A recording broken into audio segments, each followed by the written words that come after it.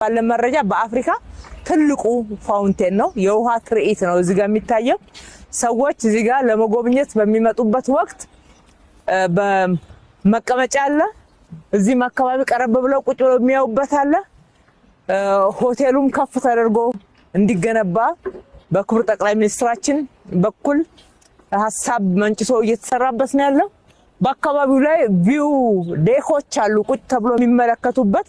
ሰዎች እዚህ ከመጡ በጣም ለረጅም ሰዓት አስደናቂውን የአፍሪካ ፋውንቴን የውሃ ትርኢት የሚመለከቱበት ስፍራ ነው። ፋውንቴኑን አሁን በፀሐይ ስንመለከተው ይሄን ነው የሚመስለው። በምሽት የበለጠ ያምራል። ሰዎች ማታ ላይ ሰብሰብ ብለው የት እንቆይ የሚል ጥያቄ አዲስ አበባ ላይ ተዘግቷል ማለት ነው። የተመለሰ ጥያቄ ነው። መጠቀሚያ መገልገያ ስፍራዎችን አግኝተውበታል ማለት ነው። እንግዲህ መጎብኘት ብቻ አይደለም፣ የደከመው ዘና እያለ አረፍ እያለ እንደዛ አይነት ቦታ ሲሆን ቡና ይጠጣል። እንደዚህ አይነት ቦታ ደግሞ ተፈጥሮን ያደንቃል። ፊታችንን ወደ ህንጻዎቹ ስንመልስ እንዲህ አልነበሩም። በርካታ አዳዲስ እሴቶች ተጨምሮላቸዋል። ከአናትም ካፌ ያለ መሬት ላይ ብቻ ሳይሆን ማዶ ላይ ደግሞ ያስጠሉ የነበሩ አካባቢዎችን ትንሽ በእንደዚህ አይነት ቆንጆ ክላዲንግ ውስጣቸውን ደግሞ በእድሳት አንድ ላይ ከአካባቢው ጋር አስማምተነዋል። የወንዙን ሪቴኒንግ ወል ስናየው በሞዛይክ በአደይ አበባ የውሃ ምንጭነታችንን በሚገልጽ በአባይ ፏፏቴ እያደረግን ነው ሞዛይኩን የሰራ ነው። ለትውልድ የሚተርፍ የሚሻገር እዳ ሳይሆን ምንዳን ነው ማሸጋገር የተያያዝ ነው። እነኚህ ሞዛይኮች ላይ የምታዋቸው የአደይ አበባዎች የውሃ ፏፏቴ መውረጃዎች እንደዚህ ትርጉም አላቸው። ናሬሽን ይጻፈላቸዋል፣ ይነገርላቸዋል። ታሪካችንን እያወራን ነው ማለት ነው። ያለን ሀብት እያወራን ነው ማለት ነው። ከላይ መንገድ አድርገን እንደዚህ ወክ እናደርግበታለን። ከስር ደግሞ ሱቆች አሉ። ከላይ ፕላዛ አድርገን እንዝናናበታለን። ከስር ደግሞ የመነገጃ የስራ እድል መፍጠሪያ ቦታዎች አሉን። ከላይ ፓርኪንግ አድርገን እንጠቀምበታለን ወይ ደግሞ ከስር ፓርኪንግ አድርገን እንጠቀማለን።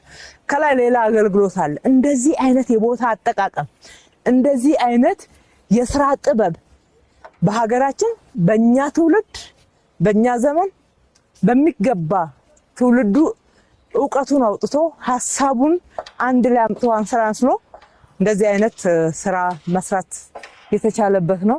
የለንም የሚባል ነገር የለም፣ አለን።